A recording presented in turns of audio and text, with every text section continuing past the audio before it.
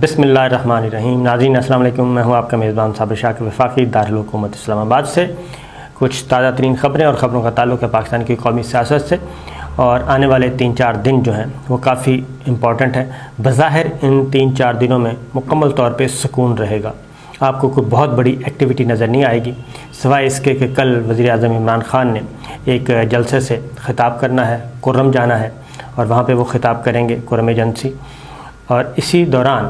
Opposition کی side پہ بھی کچھ تھوڑا سا سکوت ہے،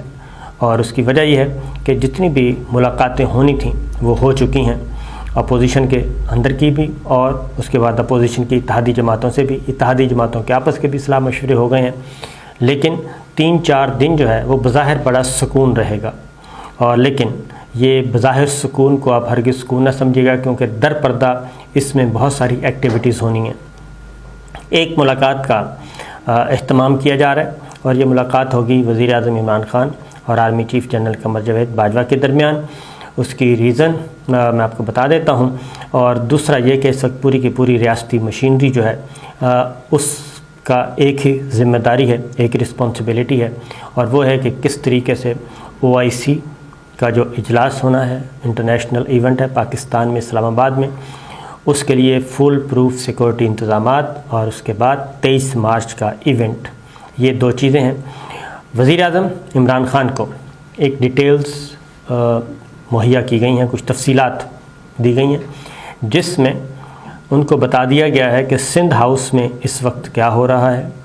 اور بلوچستان ہاؤس میں کیا ہو رہا ہے۔ جو ہمارے ایک تو مسنگ جو ارکان ہیں، جو کہ باغی ارکان ہیں پاکستان تحریک انصاف کے منحرف، ان کا پہلی دفعہ پتہ چلا ہے، اور ان کے ویئر اباؤٹس کا پتہ چلا ہے۔ نام ابھی تک ڈسکلوز نہیں کیے جا رہے، لیکن وزیر اعظم عمران خان کو بتا دیا گیا ہے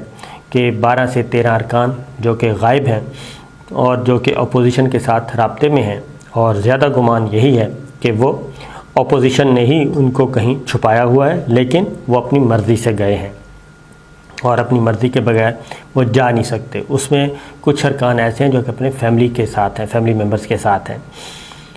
کچھ ڈرون کی فوٹیج لی گئی ہے، وفاقی ادارے جو ہیں وہ کام کر رہے ہیں۔ اس کی ریزن یہ ہے کہ سندھ ہاؤس میں سندھ پولیس کے جوان آئے ہوئے ہیں، باقاعدہ طور پہ جو سندھ ہاؤس کی سیکورٹی ہے، جو اسلام آباد میں سندھ ہاؤس ہے، اس کی جو سیکورٹی ہے وہ مکمل طور پہ سندھ پولیس کو دی گئی ہے۔ گیٹ مقفل ہیں، بند ہیں، صرف پیشگی منظوری کے ساتھ ہی کوئی اندر جا سکتا ہے اور باہر آ سکتا ہے۔ البتہ جو پیپلز پارٹی کے نون MNAs ہیں، نون MPAs ہیں، وزراء ہیں، ان کے آنے جانے پہ کوئی پابندی نہیں ہے، لیکن پھر بھی گیٹ کھولا جاتا ہے تسلی کر کے کہ کہیں کوئی فیڈرل فورس نہ آ جائے اور کوئی گڑبڑ نہ ہو جائے۔ جوان کافی ہیں وہاں پہ، ظاہر ہے وہ نہیں ہو سکتا آپریشن، لیکن ایک رائے یہ ہے کہ فیڈرل فورس کی مدد سے آپریشن کیا جائے، تو ایسی صورت میں انتہائی خطرناک کام ہو سکتا ہے۔ ایک طرف وفاقی پولیس ہوگی، پھر رینجرز، کیا رینجرز یہ کام کرے گی، FC یہ کام کرے گی، اور آگے سندھ پولیس ہے، تو یہ بھی ایک معاملہ ہے۔ وزارت داخلہ میں اس بارے میں اجلاس ہو چکا ہے، وزیر اعظم عمران خان کو تفصیلات دے دی گئی ہیں، لیکن کچھ جاسوس جو ہیں وہ پاکستان تحریک انصاف کے یا وفاقی حکومت کے بھی اندر داخل ہونے میں کامیاب ہو گئے ہیں۔ یہ سیاسی جاسوس ہیں، غیر سیاسی جاسوس تو پہچانے جاتے ہیں، یہ سیاسی جاسوس ہیں جو کہ بظاہر ہوں گے پیپلز پارٹی کے ساتھ، اپوزیشن کے ساتھ، لیکن وہ انفیکٹ اندر سے رپورٹنگ کر رہے ہوں گے، اندر سے جاسوسی کر رہے ہوں گے۔ کچھ تصویریں انہوں نے بھیجی بھی ہیں، اور ایک آدھ بندے پہ شک بھی ہے پیپلز پارٹی کو، اپوزیشن کو۔ ایک تو یہ ہے، ان میں 3 خواتین بھی ہیں۔ تو ایک تو یہ پہلی بات یہ کی گئی ہے، جو اجلاس ہوا وزیر اعظم عمران خان کی صدارت میں، اس میں 4 اہم وزراء بھی شامل تھے۔ تو پرویز خٹک صاحب کو، اسد عمر صاحب کو ذمہ داری دی گئی ہے کہ آپ ناراض ارکان کے ساتھ رابطہ کریں، اور کسی بھی طریقے سے کریں۔ اب ذرا طاقت کا استعمال، تھوڑا سا دھمکیاں شمکیاں، اس کو انہوں نے کہا کہ سائڈ پہ رکھا جائے، اب پولائٹلی کیا جائے، کیونکہ جو نمبرز اپوزیشن بتا رہی ہے وہ اپوزیشن کافی پر اعتماد ہے، اور وفاقی حکومت کو، یعنی کہ وزیر اعظم عمران خان کو پہلی دفعہ رپورٹ جو سبمٹ کی گئی ہے ایکچوئل، اس میں ان کو بتایا گیا ہے کہ اتنے لوگ ہمارے رابطے میں ہیں، یعنی کہ اپوزیشن کے ساتھ ہیں، 12-14 ارکان باقاعدہ طور پہ، اور مسنگ ہیں، ہمارے ساتھ رابطے میں نہیں آ رہے۔ دوسرا، اتحادی جماعتیں جو ہیں، 3 اتحادی جماعتیں، خاص طور پہ متحدہ قومی موومنٹ، پاکستان مسلم لیگ کاف اور پاک بلوچستان عوامی پارٹی، یہ تینوں جماعتیں بھی، ان کا رجحان بھی اپوزیشن کی طرف ہے۔ یہ ان کو 2 رپورٹس پیش کی گئی ہیں، ایک پولیٹیکل پلیئرز نے کی ہے، ان کی اپنی ٹیم نے، دوسرا ان کو حساس ادارہ جو کہ سول انٹیلیجنس بیورو جسے کہتے ہیں، اس نے پیش کی ہے۔ تو یہ ساری ایکٹیویٹیز پچھلی دنوں 3-4 دنوں کی جو ملاقاتیں ہوئیں اپوزیشن اور حکومت اتحاد کی، ان ساری کی مفصل بریفنگ ان کو دی گئی ہے، اور کہا گیا ہے پرائم منسٹر کو کہ آپ اس کو ایزی مت لیں۔ لہٰذا اب یہ پرویز خٹک، اسد عمر صاحب کو ٹاسک دیا گیا، پھر براہ راست رابطے نہیں ہو رہے تو پھر عزیزوں دوستوں کے ذریعے رابطے کیے جا رہے ہیں، اس کے اندر جو فون استعمال ہو رہے ہیں ان کا جائزہ لیا جا رہا ہے کہ کس کس کا فون ہے، کیسے ہے۔ تو کا ظاہر ہے کمیونیکیشنز کے بہت سارے ذرائع آ چکے ہیں۔ تو نمبر 1 یہ کیا گیا، پھر ایک اور ٹاسک دیا گیا ہے ان 4-5 دنوں میں کہ اتحادی جماعتوں کے ساتھ جو ہے وہ براہ راست طے کیے جائیں، بات چیت کی جائے، مذاکرات کیے جائیں۔ وزیر اعظم عمران خان GDA سے مل چکے ہیں، بلوچستان عوامی پارٹی سے مل چکے ہیں، اب MQM سے مل چکے ہیں، کاف لیگ کے ساتھ ابھی، لیکن MQM بھی اور کاف لیگ بھی دونوں یہ کہتے ہیں کہ ہمارے ساتھ عدم اعتماد کی کوئی بات نہیں ہوئی، لہٰذا ایک نیا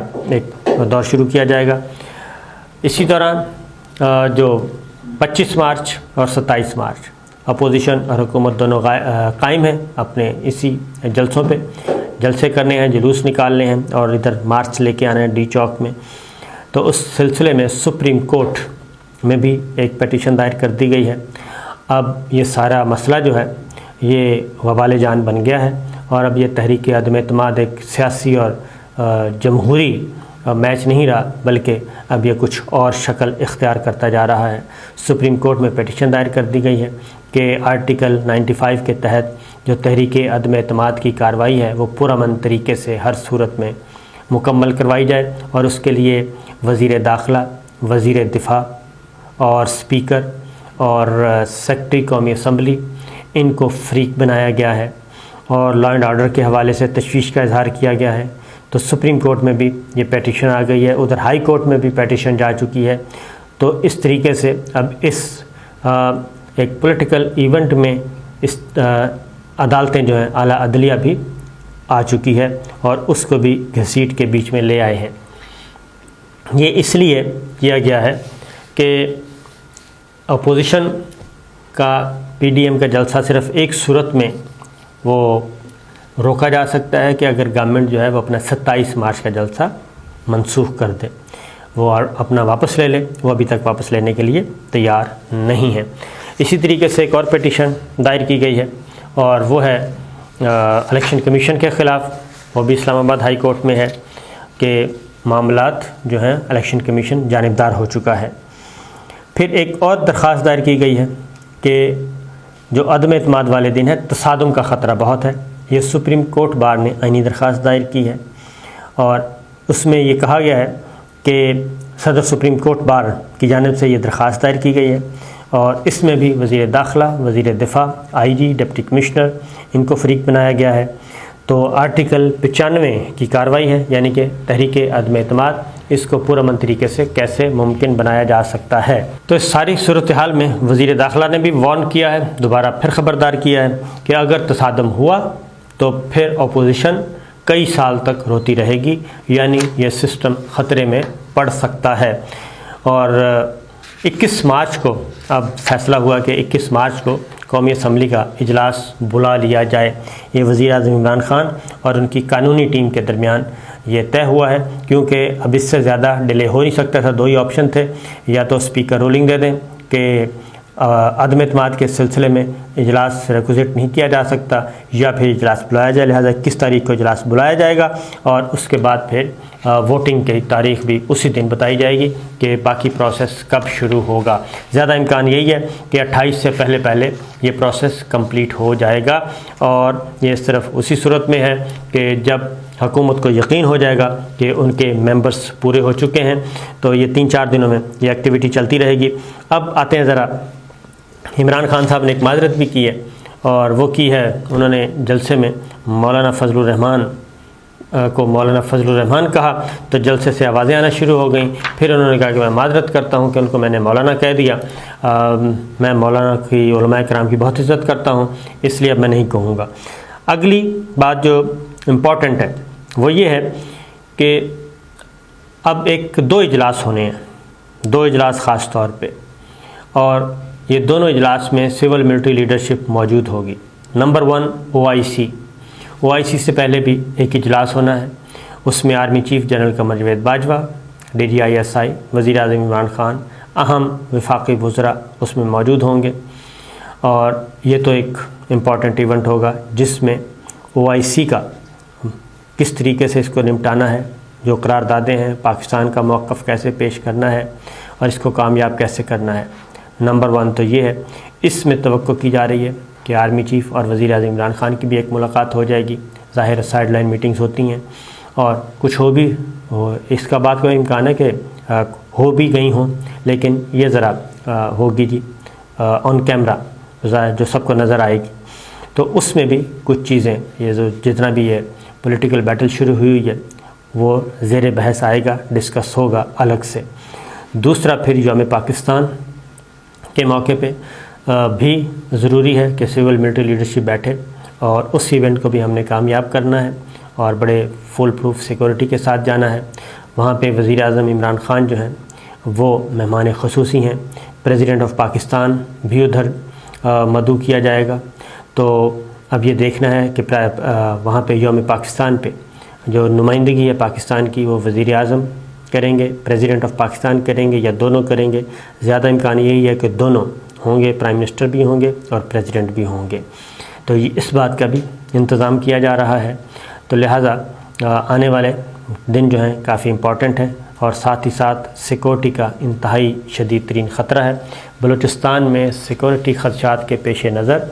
کوئٹہ میں 2 روز کے لیے تعلیمی ادارے بند کیے گئے ہیں، کیونکہ بڑا حملہ جو ہے وہ کہتے ہیں کہ پلان کر رہے ہیں دہشت گرد۔ آج اور کل بلوچستان میں تعلیمی ادارے بند رہیں گے، اور اسی طرح کی اطلاعات اسلام آباد میں بھی ہیں، کیونکہ دشمن کبھی بھی دشمن ایک نہیں ہے پاکستان کا، کافی سارے دشمن ہیں، کچھ کو ہم دشمن کہتے ہیں، کچھ کو ہم نہیں کہتے، اور سفارتی زبان میں۔ تو اس لیے ان کی طرف سے یہ خطرہ موجود ہے کہ سبوٹاج کیا جائے۔ تو یہ جو آنے والا پورے 4 دن 5 دن ہے کافی امپورٹنٹ ہے۔ تو اسلام آباد کی سیکورٹی، پنڈی کی سیکورٹی، اس ایریا کی سیکورٹی